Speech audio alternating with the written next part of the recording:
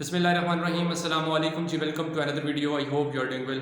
सो आज की इस वीडियो में मैं कंप्लीट डिटेल्स जो है आपसे शेयर करूंगा। FDEST के जो टेस्ट हैं वो कब कंडक्ट हो रहे हैं, किस डेट को कंडक्ट हो रहे हैं, और साथ में आपका जो FDEST का जो सिलेबस है वो क्या होगा, क्योंकि अभी तक सिलेबस जो है ऑफिशियली अनाउंस तो नहीं हुआ। तो आज की इस वीडियो में मैं कंफर्म आपको जितनी भी डिटेल्स हैं वो शेयर करूंगा आपके साथ। तो सबसे पहले मैं आपको टेस्ट के हवाले से बता दूं कि आपका FDEST का जो टेस्ट है वो इंशाल्लाह 40 अप्रैल को कंडक्ट होने जा रहा है। ठीक है, वैसे ऑफिशियली अनाउंस तो नहीं हुआ। इससे पहले जो डेपुटेशन का टेस्ट था उसकी भी कोई ऑफिशियल डेट अनाउंस तो नहीं हुई थी, बट कह लें कि आपका जो टेस्ट था डेपुटेशन का उससे एक हफ्ता पहले रोल नंबर स्लिप जो है वो शेयर कर दी गई थी। इसी तरह सेम यहाँ पर भी ऐसे ही होगा।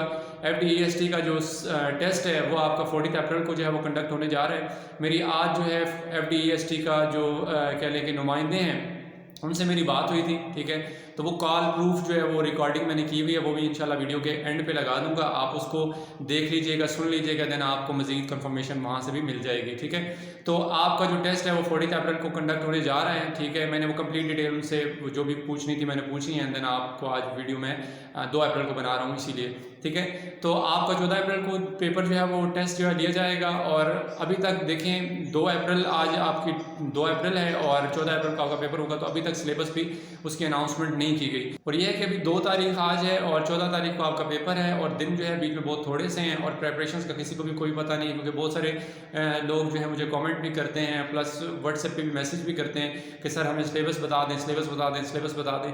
तो मैंने सबसे पहले जो उनको सिलेबस शेयर किए थे, जब पहले मैं जितने भी लोगों को मैं गाइड करता रहा और जिनको मैंने सिलेबस शेयर किए थे, वो ये किए थे कि आपका जो लास्ट टाइम HEC ने जो टेस्ट कंडक्ट किया था वो जिस सिलेबस के अकॉर्डिंग कंडक्ट किया था, मैंने वो सबको वही सिलेबस बताया था कि आपने अपना जो सब्जेक्ट है उसमें से 50% आपके MCQs पूछे जाएंगे।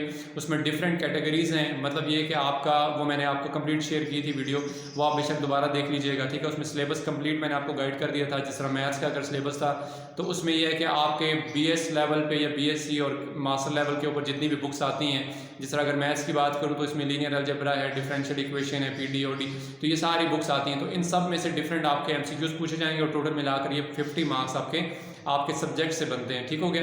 तो मेरी आज जब उनसे बात हुई तो उन्होंने कोई बस कह लें कि आगे पीछे की कोई बात की, उनको खुद भी कोई कंफर्म नहीं था इस चीज़ का सिलेबस के हवाले से। तो अब मैं इसमें आपको ये कहूँगा कि अभी जो रिसेंटली डेपुटेशन का टेस्ट हुआ उसका जो सिलेबस था, अब उस डेपुटेशन के टेस्ट का जो सिलेबस था वो भी अनाउंस तो नहीं किया गया था।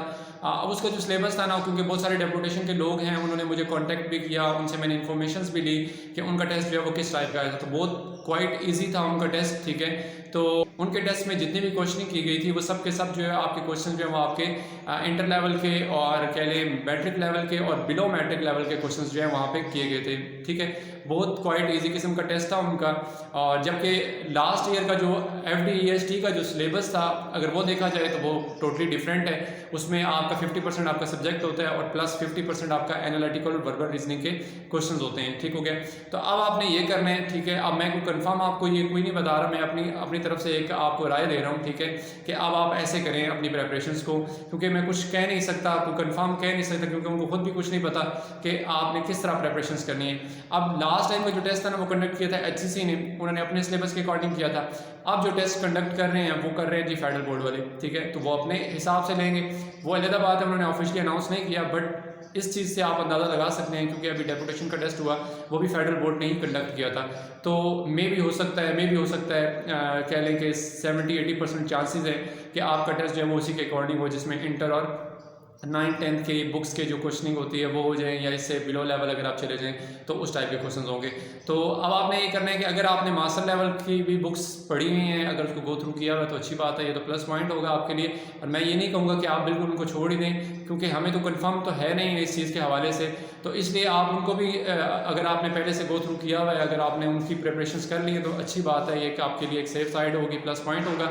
साथ में आप इसको भी कर लें, 9th-10th के बुक्स हैं, फर्स्ट ईयर सेकेंड ईयर के बुक्स हैं, और इससे बिलो अगर आप 8 मिडिल और प्राइमरी लेवल की अगर बुक्स हैं तो वो भी देख लें एक दफ़ा थोड़ी सी। ठीक है, तो अब आपने इसमें टेस्ट की जो प्रेपरेशन है ना वो अब आपने कैसे करनी है, इसमें कुछ कैटेगरीज हैं, वो लास्ट में जब मैं वो रिकॉर्डिंग प्ले कर दूंगा आप उसमें देख लीजिएगा, उन्होंने बताया जो बुक्स हैं। ठीक है, मैं साथ में मेंशन भी कर दूंगा नीचे डिस्क्रिप्शन में भी जो सी बुक्स हैं।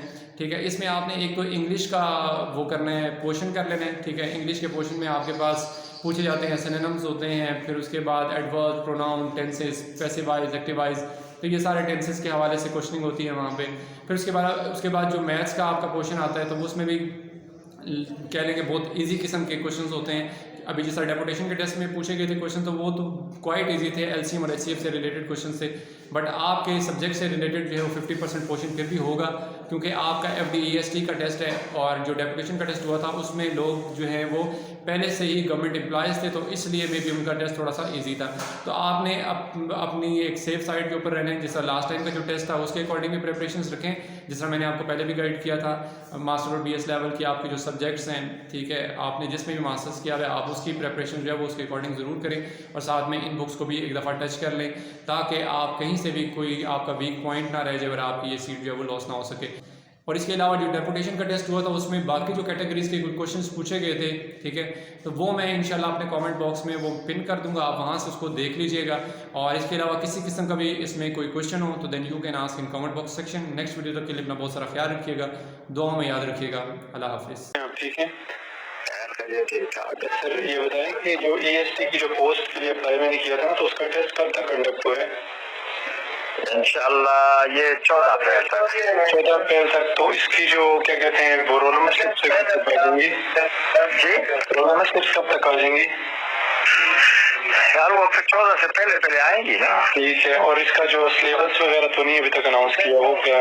यार ये सब्जेक्ट जो है ना, इसका जो सब्जेक्ट है वो कोई 60% तक है। ठीक है। और वही जो इंग्लिश 20% तक है, और सोशियोलॉजी क्या वो 20% तक है। ठीक है।